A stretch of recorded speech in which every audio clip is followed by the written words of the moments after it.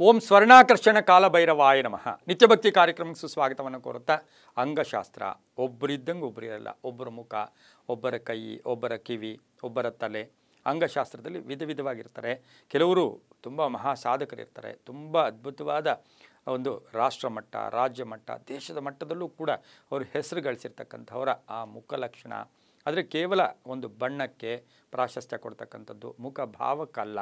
ಆದರೆ ನಮ್ಮಲ್ಲಿ ಅಂಗಶಾಸ್ತ್ರ ಅಂತಿದೆ. ಆ ಅಂಗಶಾಸ್ತ್ರದ ಪ್ರಕಾರ ಆ ಒಂದು ವ್ಯಕ್ತಿಗಳಿಗೆ ಒಂದು ಅಂಗಶಾಸ್ತ್ರದಿಂದ ಕೆಲವೊಂದು ಅದೃಷ್ಟಗಳು, ಕೆಲವೊಂದು ಅನುಕೂಲಗಳು, ಕೆಲವೊಂದು ಆ ಯೋಗಗಳು ಕೂಡ ಇರುತ್ತೆ. ನಾವು ಈಗ ಒಂದು ಜಾತಕ ತಗೊಂಡಾಗ ನಾವು ಗಜಕೇಸರಿ ಯೋಗ ಅಂತ ಹೇಳ್ತೀವಿ, ಬುಧಾದಿತ್ಯ ಯೋಗ ಅಂತ ಕರಿತೀವಿ, ಭದ್ರ ಯೋಗ ಅಂತ ಕರಿತೀವಿ, ಹಂಸ ಯೋಗ ಇರ್ಬೋದು, ಮಾಳವ್ಯ ಯೋಗ ಇರ್ಬೋದು, ಶಶಯೋಗ ಇರ್ಬೋದು. ಅನೇಕ ಯೋಗಗಳಲ್ಲಿ ಪಂಚಮಹಾಪುರುಷ ಯೋಗಗಳಿಗೆ ಹೆಚ್ಚು ಪ್ರಾಶಸ್ತ್ಯನ ಕೊಡ್ತೀವಿ. ಅದೇ ರೀತಿ ನೋಡೋಕ್ಕೆ ಹೋದಾಗ ಅಂಗಶಾಸ್ತ್ರದಲ್ಲಿ ಕಿವಿಗೆ ಪ್ರಾಧಾನ್ಯ, ಕಿವಿಯ ವಿಶೇಷ ಏನು, ಕಿವಿಯ ಪ್ರಾಶಸ್ತ್ಯ, ಕಿವಿಗೆ ಎಷ್ಟು ಪ್ರಾಧಾನ್ಯತೆಯನ್ನು ನಾವು ಕೊಡ್ತೀವಿ. ಕಿವಿಯಿಂದ ಅಷ್ಟು ಅದೃಷ್ಟ ಕೂಡಿ ಬರುತ್ತಾ? ಯಾಕೆಂದರೆ ಎಷ್ಟೋ ಸರಿ ಹೆಣ್ಣು ಮಕ್ಕಳಿಗೆ ಆ ಕಿವಿ ಓಲೆಗಳು, ಆ ಕಿವಿ ಓಲೆಗಳು ಹಾಕ್ಕೊಂಡಾಗ ಆ ತಾಯಿಯ ಆ ಲಕ್ಷಣವೇ ಬೇರೆ, ಆ ಒಂದು ವಿಶೇಷವಾಗಿರುತ್ತೆ. ಹಾಗೆಯೇ ಗಂಡು ಮಕ್ಕಳಿಗೆ ನಾವು ಕಿವಿ ಹೊಲಿಸ್ತೀವಿ.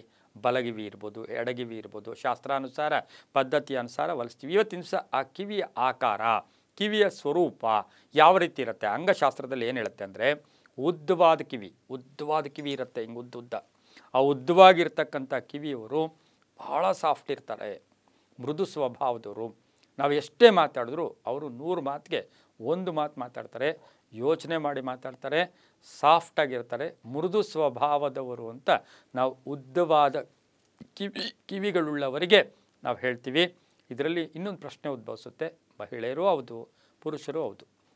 ಯಾಕೆಂದರೆ ಪುಟ್ಟ ಮಕ್ಕಳು ಹುಟ್ಟಿದಾಗ ಆ ತಲೆ ದೊಡ್ಡದಾಗಿದ್ದರೆ ನಾವೆಲ್ಲ ಹೇಳ್ತಾ ಇರ್ತೀವಿ, ಈ ತಲೆ ದೊಡ್ಡದಾಗಿದ್ದರೆ ಭಾಳ ಆಲೋಚನಾ ಶಕ್ತಿ ಇರುತ್ತೆ, ಭಾಳ ಅದೃಷ್ಟ ಬರುತ್ತೆ ಅಂತ ಹೇಳ್ತೀವಿ. ಇನ್ನು ತಲೆ ನೋಡಿದಾಗ, ಇನ್ನು ಮೂಗು ನೋಡಿದಾಗ, ಹಣೆ ನೋಡಿದಾಗ, ಚಿಕ್ಸ್ ನೋಡಿದಾಗ, ಕೈ ಬೆರಳುಗಳು ನೋಡಿದಾಗ, ಕಾಲು ನೋಡಿದಾಗ, ಕಣ್ಣು ನೋಡಿದಾಗ, ಇವೆಲ್ಲ ಅಂಗಶಾಸ್ತ್ರ. ಈ ಕಿವಿಗಳು ಉದ್ದವಾಗಿದ್ದರೆ ಅವರು ಮೃದು ಸ್ವಭಾವದವರಾಗಿರ್ತಾರೆ. ಚಿಕ್ಕ ಕಿವಿ, ಇಲಿಯ ಕಿವಿ, ಸಣ್ಣ ಪುಟ್ಟ ಕಿವಿಗಳಿರ್ತವೆ. ಆ ಕಿವಿಗಳಿದ್ದಾಗ ಅವರು ಬುದ್ಧಿವಂತರು. ಪ್ಲ್ಯಾನಿಂಗ್, ನಾವೆಲ್ಲರೂ ಕಾಫಿ ಕುಡಿದ್ರೆ ಅವರು ಟೀ ಕುಡಿತಾರೆ. ಅಂದರೆ ಆಲೋಚನಾ ಶಕ್ತಿಗಳು ಭಾಳ ಚೆನ್ನಾಗಿರುತ್ತೆ, ಬುದ್ಧಿವಂತರಾಗಿರ್ತಾರೆ. ಚಿಕ್ಕ ಕಿವಿಗಳು, ಇಲಿ ಕಿವಿ ಅನ್ನೋಲ್ಲ, ಚಿಕ್ಕ ಕಿವಿಗಳು. ಹಾಗೆ ಶಂಖದಂಥ ಕಿವಿ, ಶಂಖ ಹೆಂಗಿರುತ್ತೆ? ಈ ರೀತಿ ಶಂಖ ಕಿವಿಗಳಿರ್ತವೆ, ಶಂಖ ಕಿವಿಗಳಿರ್ತಾರೆ. ಆ ಶಂಖ ಕಿವಿಗಳಿರ್ತಕ್ಕಂಥವ್ರಿಗೆ ರಾಜ್ಯಾಡಳಿತ, ಅಧಿಕಾರ ಯೋಗ, ಹಾಗೆಯೇ ಆಡಳಿತ ಯೋಗ, ನಿರ್ವಹಣೆ ಮಾಡೋ ಶಕ್ತಿ ತುಂಬ ಚೆನ್ನಾಗಿರುತ್ತೆ. ನೀವು ಗಮನಿಸಿ, ಅಡ್ಮಿನಿಸ್ಟ್ರೇಟರ್ಸ್ ಆಗ್ಬೋದು, HR ಆಗ್ಬೋದು, ದೊಡ್ಡ ನಾಯಕರಾಗ್ಬೋದು, ದೇಶದ ರಾಜ ಆಗ್ಬೋದು. ಅವರಿಗೆ ಜಾತಕದ ಪ್ರಕಾರ ಅದೃಷ್ಟನೂ ಇರ್ಬೋದು. ಈ ರೀತಿಯ ಅಂಗಶಾಸ್ತ್ರದಿಂದನೂ ಕೂಡ ಆ ವ್ಯಕ್ತಿಗಳಿಗೆ ಈ ರೀತಿಯ ಒಂದು ಅನುಗ್ರಹ. ಹೌದು, ಇವತ್ತು ನಮ್ಮ ಮಗುವಿಗೆ ಶಂಖ ಕಿವಿ ಇದೆ, ಆದರೆ ಗ್ರಾಮದಲ್ಲಿ ಹೆಸರು ಮಾಡಿದ್ದಾನೆ, ದೇಶದಲ್ಲಿ ಗ್ರಾಮಕ್ಕಲ್ಲ ಮನೆಗಾದರೂ ಹೆಸರು ಮಾಡಿದ್ದಾನೆ. ಆ ರೀತಿಯ ಅಧಿಕಾರ ಪ್ರಾಪ್ತಿಯಾಗುತ್ತೆ.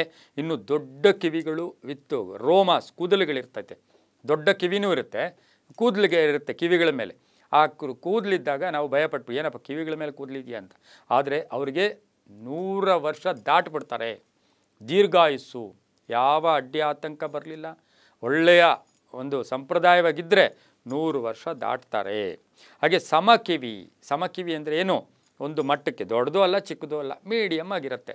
ಆ ಮೀಡಿಯಮ್ ಆಗಿರ್ತಕ್ಕಂಥ ಕಿವಿಗಳಿಗೆ ಗುರುಗಳ ಸ್ಥಾನ. ಅಂದರೆ ಅವರು ಬೇರೆಯವರಿಗೆ ಪಾಠ ಮಾಡ್ತಾರೆ, ಬೇರೆಯವರಿಗೆ ಬುದ್ಧಿ ಹೇಳ್ತಾರೆ, ಬೇರೆಯವರನ್ನು ಒಂದು ಒಳ್ಳೆಯ ಸನ್ಮಾರ್ಗದಲ್ಲಿ ನಡೆಸೋಕ್ಕೆ ಹೋಗ್ತಾರೆ. ಅದನ್ನೇ ನಾವು ಗುರುಸ್ಥಾನ ಸಿಗುತ್ತೆ. ಇನ್ನು ಅತಿ ಚಿಕ್ಕ ಕಿವಿ ಅದು ಹೇಗಿರುತ್ತೆ ಅಂದರೆ, ಹಿಂಗೆ ಒಳಕ್ಕೆ ಮಡಚ್ಕೊಂಡಿರ್ತಕ್ಕಂಥ ಕಿವಿಗಳವರಿದ್ದರೆ ಅವರಿಗೆ ಶ್ರಮ ಜಾಸ್ತಿ, ಕಷ್ಟಪಡಬೇಕು. ಅದೇ ತೆಳುವಾದ ಕಿವಿ, ಈ ಕೆಲವರಿಗೆ ಕಿವಿ ಈ ಕಡೆಯಿಂದ ನೋಡಿದ್ರೆ ಆ ಕಡೆ ತುಂಬ ತೆಳುವಾಗಿರುತ್ತೆ. ಹೆಣ್ಮಕ್ಳಾಗ್ಬೋದು, ಗಂಡು ಮಕ್ಕಳಾಗ್ಬೋದು. ಆ ತೆಳುವಾದ ಕಿವಿ ಇದ್ದರೆ ಅನ್ನೆಸರಿ ಚಿಂತೆಗಳು, ಸುಮ್ಮನೆ ಇರೋದೇ ಇಲ್ಲ, ಏನೋ ಯೋಚನೆ ಮಾಡ್ತಾ ಇರ್ತಾರೆ. ಅಯ್ಯೋ ಇನ್ನು ಸ್ವಲ್ಪ ಹೊತ್ತಿಗೆ ಏನಾಗ್ಬಿಡುತ್ತೋ, ಅಯ್ಯೋ ಅದೇನಾಗುತ್ತೋ, ಈ ಥರ ಅನ್ನೆಸರಿ ಚಿಂತೆಗಳಿಗೆ ಒಳಗಾಗ್ತಾ ಇರ್ತಾರೆ.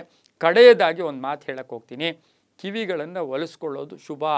ಗಂಡು ಮಕ್ಕಳಾಗಲಿ ಹೆಣ್ಮಕ್ಳಾಗಲಿ ಕಿವಿಗಳನ್ನು ಹೊಲಿಸ್ಕೊಳ್ಳೋದು ಶುಭ. ಆದರೆ ಅದೇ ಕಿವಿಗೆ 4-5 ಕಡೆ ಹೋಲುಗಳಿಟ್ಕೊಂಡು ಕೆಲವರು ಇಲ್ಲಿ ಕಿವಿ ಹೊಲಿಸ್ಕೊಂಡಿರ್ತಾರೆ, ಮಧ್ಯ ಹೊಲಿಸ್ಕೊಂಡಿರ್ತಾರೆ, ಮಧ್ಯ 5-6 ಬಂಗಾರದ ಇವು ಒಡವೆಗಳು ಹಾಕ್ಕೊಂಡಿರ್ತಾರೆ, ಕೆಳಗಡೆ ಬಳಸ್ಕೊಂಡಿರ್ತಾರೆ, ವಿಧ ವಿಧವಾಗಿ ತಿರ್ಸ್ಕೊಂಡು ಹಾಕ್ಕೊಂಡಿರೋದು ಅಷ್ಟು ಶ್ರೇಯಸ್ ಅಲ್ಲ. ನಾನಾ ವಿಧವಾದ ಹೋಲುಗಳು ಹಾಕ್ಕೊಂಡು ಕಿವಿಗೆ ಅಲಂಕಾರ ಮಾಡ್ಕೊಳ್ಳೋದು ಶುಭ ಅಲ್ಲ. ಆದರೆ ಕಿವಿಗೆ ನಾವು ಬಲಭಾಗವನ್ನು ಸೂರ್ಯ ಭಾಗ ಅಂತೀವಿ, ಎಡಭಾಗವನ್ನು ಚಂದ್ರಭಾಗ ಅಂತೀವಿ. ಗಂಡಸರಲ್ಲೂ ಹೆಂಗಸರಲ್ಲೂ ಇಬ್ಬರಲ್ಲೂ ಕೂಡ ಈ ಮಾತನ್ನು ನಾವು ಹೇಳ್ತೀವಿ. ಬಲಭಾಗ ಸೂರ್ಯಭಾಗ, ಎಡಭಾಗ ಚಂದ್ರಭಾಗ. ಈ ಕಿವಿಗಳು ಈ ನಮ್ಮ ಸಮಾಜ ಅಥವಾ ಪ್ರಕೃತಿ ಅಥವಾ ಪಂಚಭೂತಗಳನ್ನು ನಮ್ಮ ದೇಹದೊಳಗೆ ಬಿಟ್ಕೊಳ್ಳೋಕ್ಕೆ, ದೇಹದೊಳಗಿಂದ ನಮ್ಮ ಬುದ್ಧಿಶಕ್ತಿಯನ್ನು, ನಮ್ಮ ಶ್ರೇಯಸ್ಸನ್ನು ಕೋರೋಕ್ಕೆ ಎಲ್ಲೋ ಒಂದು ಕಡೆ ವಾಹಕಗಳು. ಆ ವಾಹಕಗಳಿಗೆ ಹೆಚ್ಚೆಚ್ಚು ಹೋಲ್ಸಾಕೊಂಡು ಇಟ್ಕೊಳ್ಳೋದು ಅಷ್ಟು ಶುಭ ಅಂತ ಹೇಳ್ತಾ, ಎಲ್ಲವೂ ನಂಬಿಕೆಯ ಆಧಾರ, ಎಲ್ಲವೂ ಕೂಡ ಶಾಸ್ತ್ರಾಧಾರಿತ ಅಂತ ಹೇಳ್ತಾ, ಸರ್ವೇ ಜನ ಸುಖಿನೋ ಭವಂತು, ಸಮಸ್ತ ಸನ್ಮಂಗಳಾನಿ ಭವಂತು.